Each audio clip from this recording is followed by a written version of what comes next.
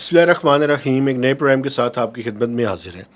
گیلانی صاحب، ایک تو آج کورٹ کی ڈائریکٹیوز کے نتیجے میں انہوں نے میرے خیال میں 2 دن رکھے تھے کہ چیئرمین پی ٹی آئی کے ساتھ ملاقات کی اجازت دی جائے گی، لیکن آج جو کچھ سارا دن اڈیالہ جیل کے سامنے ہوا معافی، اور اس پہ میں آپ کے ساتھ بات کرنا چاہتا ہوں. اور جب ہم ابھی یہ پروگرام ریکارڈ کر رہے ہیں تو تینوں جو سسٹرز ہیں چیئرمین پی ٹی آئی کی، ان کو پولیس نے اپنی گاڑی میں بٹھا لی ہے. تو ایک تو اس کے بارے میں ذرا آپ سے بات کرنا چاہتا ہوں. دوسرا، سپریم کورٹ نے آج کوئی میرے خیال میں دہشت گردی کے جو کیسز ہیں ان کے بارے میں کہا ہے کہ ان کی جو ارلی ڈسپوزل کچھ 4 ماہ کا میرے خیال میں کی بات ہے، اس میں 9 مئی کے کیسز بھی شامل ہیں. سارے جو ویسے بھی ہوں گے. میں ویسے پوچھ رہا ہوں، میں تشنگی ہے مجھے، ذرا میں بات کرنا چاہتا ہوں تاکہ ذرا پتہ چل جائے. 9 مئی کے ہیں اور باقی مئی کے بھی ہیں. اچھا، تیسری جو بات میں نے آپ کے ساتھ ڈسکس کرنی ہے وہ یہ کرنی ہے سر کہ بیسیکلی بجٹ جو پروسیس ہے وہ اس کا تقریباً میں آپ کو یہ بتا سکتا ہوں کہ اس کے بارے میں بات چیت جو ہے وہ شروع ہو چکی ہے. نیکسٹ ویک سے وہ اپنا پورا مومنٹم پہ اوپر آ جائے گی. تو جو آخری سیگمنٹ ہے اس میں آئی ایم ایف کے اوپر، بجٹ کے اوپر اور ریٹیلرز کے اوپر، کیونکہ فوکس اب آپ دیکھیے گا کہ یہ فوکس جو ہے وہ سارا ایگریکلچر، انکم ٹیکس وہ تو صوبوں کا ہے، یہاں پہ ریٹیلرز کے اوپر بات شفٹ ہوگی اور حکومت اس کے بارے میں کیا فیصلہ کرے گی اس کے بارے میں ذرا ڈسکس کر لیں گے. ظاہر ہے، دیکھیں جو بھی ایکٹیویٹی ہوگی آپ نے ٹیکس کلیکشن تو کرنی ہے نا، جی، اور وہ ساری کارروائیاں آپ نے ڈالنی ہیں جو پہلے بھی آپ ڈالتے رہے. اب پتہ نہیں آئی ایم ایف آ گیا، چلا گیا، پھر آ گیا، ان کی گورننس کی ٹیم آ گئی، پھر چلی گئی. یہ آخر میں بات کرنے والے تھے لیکن پہلے ہی شروع اس سے ہی کر لیتے ہیں. خیر، تو یہ نہ پوچھا کہ بھائی پی آئی اے کی پرائیویٹائزیشن کا کیا ہوا، باقی اینٹیز کا کیا ہوا، باقی پروجیکٹس کا کیا ہوا، کوئی سین نہیں گا. ریٹیلرز کے ٹیکس بس ایک یہ بات دکھانے نہیں کی ہے، کچھ چیزیں ہیں نا، دیکھیں ڈرانے کی چیزیں نہیں ہے نا، آپ دکھانے کی اچھا بس. دکھانے کی. ذرا پہلے ذرا فرق سمجھ لیں، پھر اس کے بعد آپ اس کے بارے میں. یہ جو ٹیم آئی ہوئی ہے یہ basically governance and anti corruption diagnostic assessment کی ٹیم ہے، اور انہوں نے نیکسٹ ویک تک جو ہے وہ یہاں پہ انہوں نے اپنی رپورٹ جو ہے وہ بیسیکلی یہ رپورٹ دینی ہے، جا کر جولائی کے اندر اس کو پبلک کرنا ہے.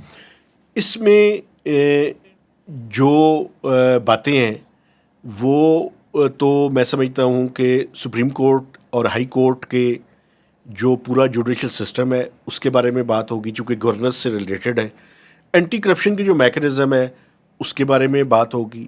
ججز کی کس طرح سے انڈکشن ہوتی ہے اس کے اوپر بات ہوگی. اور اس کے بعد جو اس ملک میں اوور آل جوڈیشری کا ایک پورا میکانزم ہے اس کے بارے میں وہ اپنی بات چیت کریں گے. اور جو اینٹی کرپشن ہے اس میں آپ کو پتہ ہے کہ نیب ہے، ایف آئی اے ہے، اور جو باقی لا انفورسمنٹ ایجنسیز ہیں ان کے میکانزم کے بارے میں، اور اس میں کس طرح کی سیکوینسنگ، کس طرح سے جو ڈومین کے اندر کی چیزیں ہیں اور نیب کے لاز کے اندر کی چینجز ہیں ان کے بارے میں بات ہوگی. آپ صحیح فرما رہے ہیں. بیسیکلی یہ آپ جس طرح مقصد یہ ہے کہ گورننس کو بہتر کرنے کے لیے، ریفارمس لانے کے لیے، جہاں پہ آپ کرپشن کی وجہ سے آپ کہتے ہیں کہ بہت ساری رقم ادھر ادھر ہو جاتی ہے جو ٹیکس منی میں نہیں آتی، تو اس میں کیا جوڈیشری کا رول ہے، کیا باقی انسٹیٹیوشنز کا رول ہے. بیسیکلی تو یہ مسئلہ وہی ہے کہ آپ کی جو فائنینشیل ٹرانسپیرنسی ہے وہ کتنی بہتر ہو سکتی ہے. ان ریفارمز کا تعلق میرا خیال ہے ان سے ہے. باقی تو سیاسی اس کی جمع بندی جتنی مرضی آپ کر لیں کام ہے. ریٹیلرز کا کیا آپ کہہ رہے سے کرنے جا رہے ہیں؟ ریٹیلرز کا اصل میں ایک اس میں تھوڑی سی اور بات کر لوں، پھر میں ریٹیلرز کے اوپر بھی آتا ہوں. یہ گورننس کے اوپر بات ہے جو ایف بی آر کی ٹیکسیشن سے متعلق ہے. وہ آئی ایم ایف کی ٹیم نیکسٹ ویک آئے گی. اس کی ڈیٹ میں آپ کو بعد میں بتاؤں گا، مجھے پتہ ہے، میں جان بوجھ کے نہیں بتا رہا. نہیں صحیح ہے. اچھا، جو ریٹیلرز کے اوپر ہے، سیکورٹی پرپسز نہیں سیکیورٹی پرپسز نہیں ہے، میں نے خبر کرنی ہے، میں پہلے نہیں کرنا چاہتا. ذرا سنیں نا، ریٹیلرز کے اوپر ایک کام ہونے والا ہے. وہ یہ ہے کہ جو 3 بڑے شہر ہیں، کراچی، لاہور اور اسلام آباد، ان تینوں شہروں میں آن گراؤنڈ سرویز کرنے کا فیصلہ کیا ہے ایف بی آر نے. اور اگلے چند دنوں کے اندر، چند ہفتوں کے اندر میں کہہ سکتا ہوں میکسیمم، ویسے تو جلدی شروع ہو جائے گا لیکن چند ہفتوں کے اندر آن گراؤنڈ جیو ٹیگنگ کی جائے گی اس کی.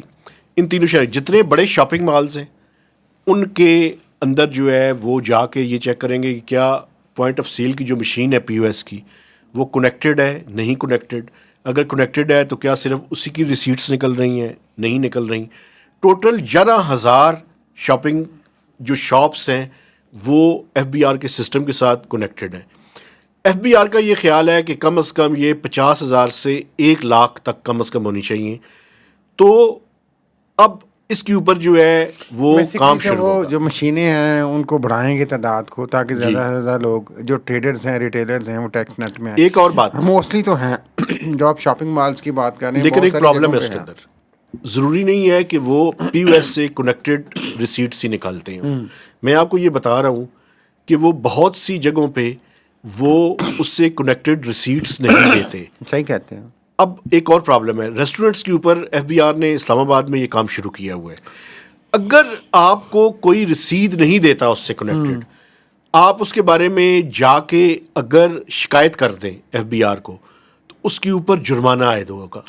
اچھا جی. یہ جو کابل ریسٹورینٹ ہے اس پہ کتنا جرمانہ عائد ہوا ہے ابھی تک؟ انہوں نے رکھ لی ہے رسید؟ آپ نے اپنے پروگرام میں کئی دفعہ بات کی ہے. میری بات سنیں نا، ابھی یہ شروع ہوا ہے. آپ میری بات سنیں. یہ تو کابل کا قبل ہم نے آپ سنیں گے یا بات نہیں سنیں گے؟ اگر آپ اس کی رسید دے دیں، میں آپ کو بتا رہا ہوں کہ اس کے اوپر جرمانہ ہوگا اور آپ کو انعام بھی ملے گا. میں گارنٹی دے رہا ہوں آپ کو. چلیں پھر کھانا کھانے چلتے ہیں. بالکل ٹھیک ہے. اب یہ کابل ریسٹورنٹ والے ذرا ہوشیار ہو جائیں گے، آپ کو اور مجھے پہچان کے ہوشیار ہو جائیں گے. اچھا نہیں ہوتے؟ ان کو سب پتہ ہے کیا ہوتا ہے. ایف بی آر کو بھی پتہ ہے کیا گیم ہے. یہ ساری کاغذی کارروائیاں چھوڑیں ان کو. یہ دکھانے کے ہاتھی کے جو دکھانے کے دانت ہے نا، یہ ہے لوگوں. آئی ایم ایف نے 50 ارب روپے جو تاجر دو اسکیم پہ تھا اس سے پیچھے نہیں ہٹے. ٹھیک ہے. اور یہ ایک انڈیکیٹو ٹارگٹ ہے. یہ by end June F B R کو اس کا جواب دینا پڑے گا. بھائی آپ جو مرضی کر لیں. آپ یہاں پہ آدھا ان کا آئی ایم ایف کی باتیں مان کے آپ اپنا جو 3 سال کا ٹینیور پورا کر لیں، کوئی مسئلہ نہیں. پھر دوبارہ آئی ایم ایف کے پاس چلے جائیں. اچھا ایک اور بات بھی میں آپ کے سامنے رکھنا آپ پتہ نہیں کتنے یار آپ اتنے زبردست رپورٹر ہیں اور کتنی سادہ باتیں سمٹائیں. ایک اور بات سامنے رکھنا چاہتا ہوں، جیسے پتہ نہیں کیا ہو جانا یار. کچھ بھی نہیں ہونا بھائی. آئی ایم ایف کو بھی انہوں نے داؤ پیچ لگا دینے اور 3 سال پورے کر لینے. یہ میری بات لکھ لیں. اچھا ٹھیک ہے. انفارمیشن شیئر کر لینے دیا کریں، انالیسس بعد میں کیا کریں. دوسری انفارمیشن یہ ہے کہ فائنانس منسٹر نے اس دن بریفنگ کے دوران یہ بتایا کہ جو ریٹیلرز اور ہول سیلرز ہیں اس سال کے دوران 417 ارب روپے کی ڈکلیئر ٹیکس اماؤنٹ انہوں نے شو کی ہے. اس کا مطلب یہ نہیں ہے کہ یہ سارے کے سارے پیسے کٹی کے اندر آ گئے ہیں. کٹی کے اندر نہیں آئے. میں ایکسپلین کروں گا کیسے. پچھلے سال جو ہے اسی عرصے کے دوران 189 بلین روپیز آئے تھے. تو یہ کہتے ہیں کہ 417 ارب روپے جو ہے وہ ڈکلیئر ٹیکس اماؤنٹ جو ہے وہ آئی ہے. لیکن 2 چیزیں انہوں نے نہیں بتائیں. ان میں سے یہ نہیں بتایا کہ ان میں سے انکم ٹیکس کی اماؤنٹ کتنی ہے اور سیلز ٹیکس کی کتنی ہے. کیونکہ سیلز ٹیکس کی اماؤنٹ تو کیا ہے کہ انہوں نے جو ہے وہ عام کنزیومر سے لیا اور ٹیکس کٹی میں جمع کروا دیا. اور اس میں یہ بھی نہیں بتایا کہ کتنی اماؤنٹ ایسی ہے جو انہوں نے، یعنی نیٹ ایڈیشن کتنا ہے اس کے بارے میں انہوں نے اپنی ایک پرفارمنس شو کر دی ہے نا. گیمکس ہے. تو پھر یہی بات ہے جب میں کہتا ہوں پھر آپ کہتے ہیں کہ تو میں نے آپ کی بات کی تائید کر دی ہے نا. شکریہ، مہربانی آپ. ٹھیک ہے. ڈرامہ بازی ہیں ساری ایف بی آر کی بھی حکومت کی بھی. ریٹیلرز پہ لیکن فوکس ہے اور ریٹیلرز کے بارے میں کوئی نئی چیزیں اور انفورسمنٹ آنے والی ہے.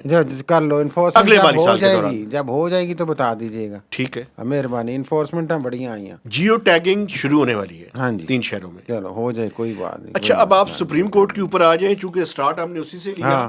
دہشت تو گردی کیا یہ بتائیں کہ ایک واقعی سپریم کورٹ کے ججز اس ملک میں جو ڈائریکٹیوز یا قانون یا کوئی ڈیسیژنز دیتے ہیں ان پہ عمل درآمد ہو سکتا ہے؟ دیکھیے موسٹلی کورٹس میں ہوتا ہے نا. 9 مئی کے کیسز یا کوئی بھی ہوں، دیکھیں وہ اس کا نتیجہ یہ نکلے گا کہ کسی حد تک آپ ڈسپوز آف کر دیتے ہیں.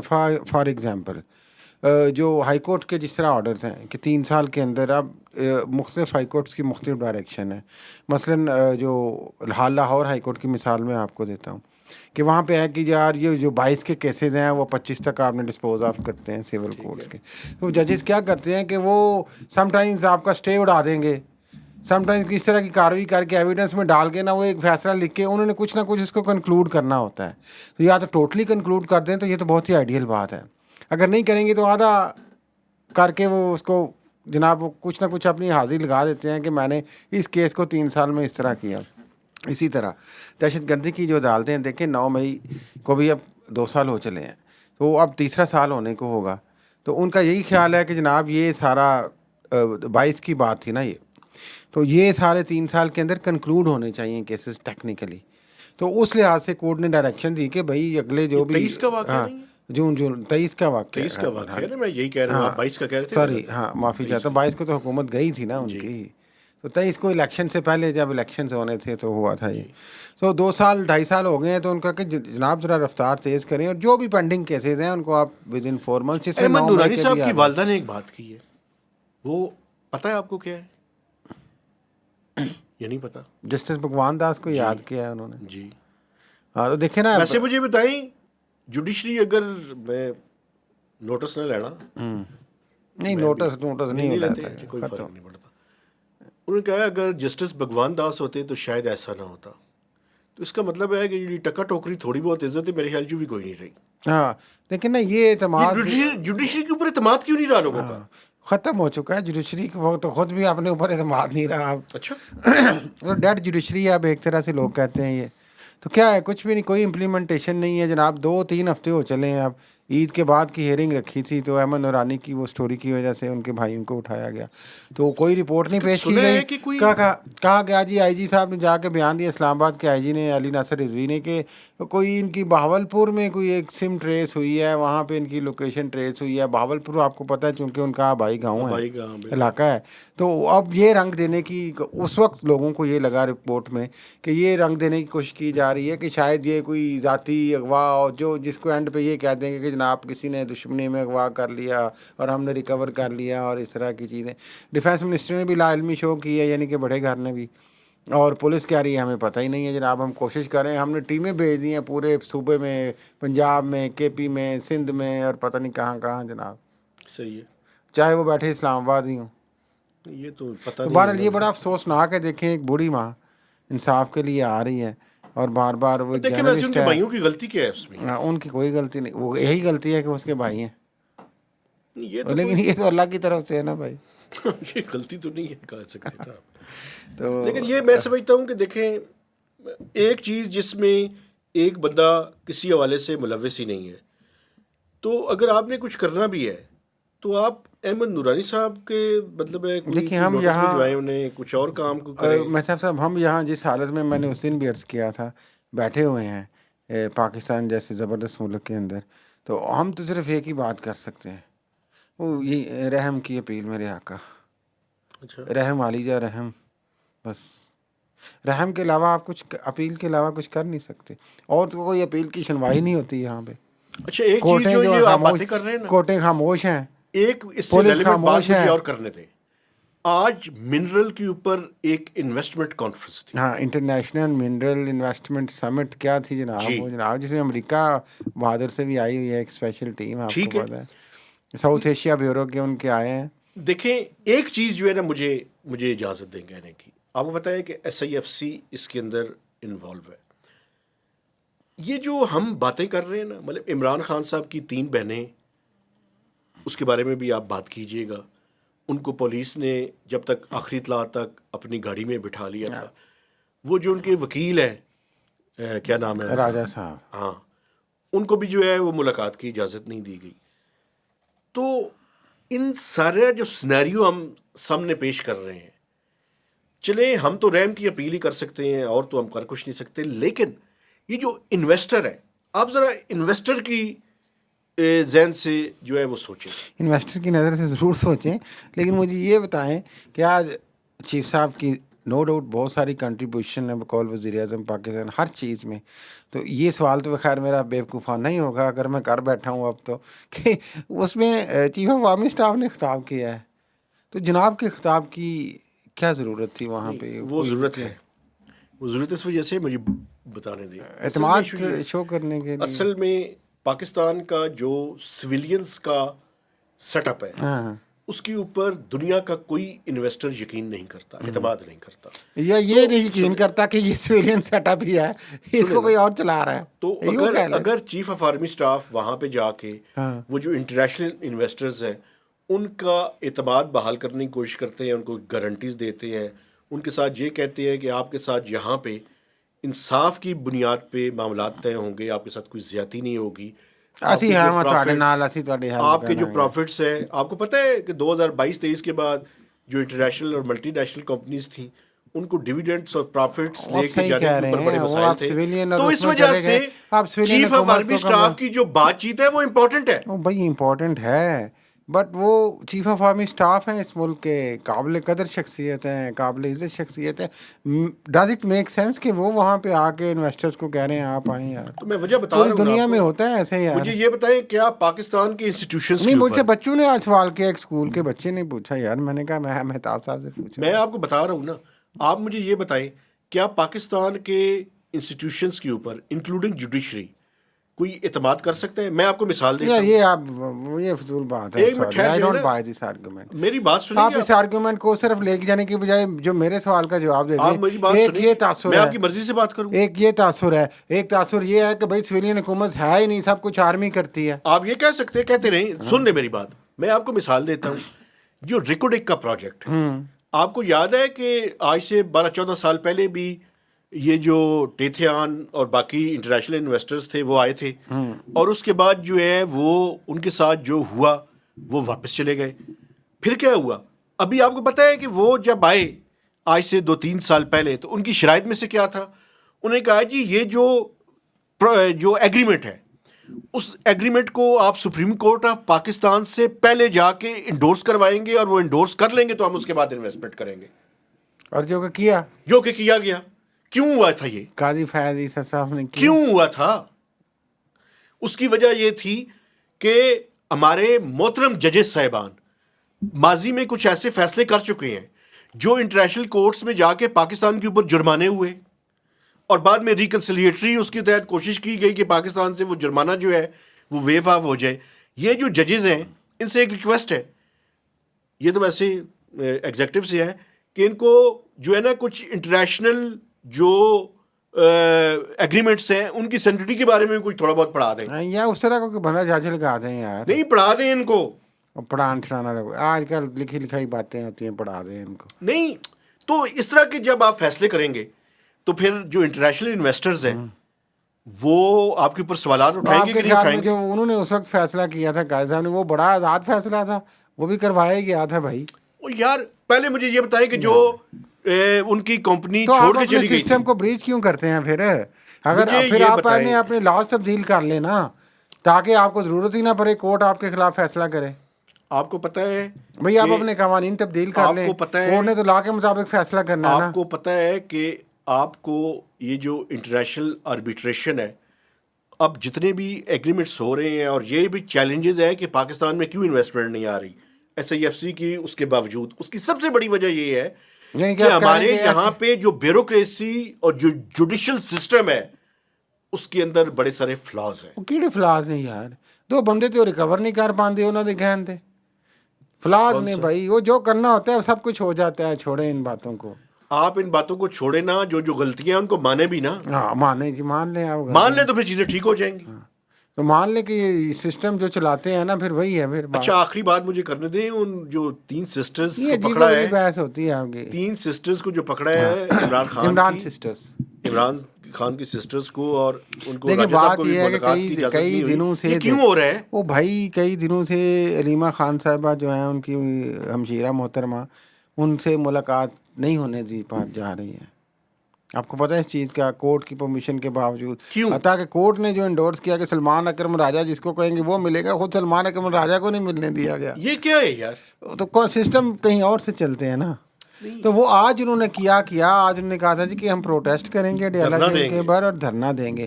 تو صبح ہی سے جناب وہاں پہ 1 کلومیٹر دور تک کنٹینرز بھی پہنچ گئے, اور ٹریفک بھی بلاک ہو گئی, اور پولیس کی گاڑیاں بھی نفری پہنچ گئیں. خیر وہ کافی ساری اور بھی جو قیادت ہے اور وکلاء ہیں ان کو انہوں نے پکڑ دکڑ کر لی شام تک, اور پھر بہنوں کو بھی بٹھا لیا. امید یہی ہے کہ آج ہی شاید رات تک وہ چھوڑ دیں گے, اور بعد میں ڈسپرس کر دیں گے ساری لیڈرشپ کو، اور ان کو بھی مقصد یہ تھا کہ وہاں پہ کوئی تماشا جو ہے نا اس میں وہ کامیابی نہ ہو سکے.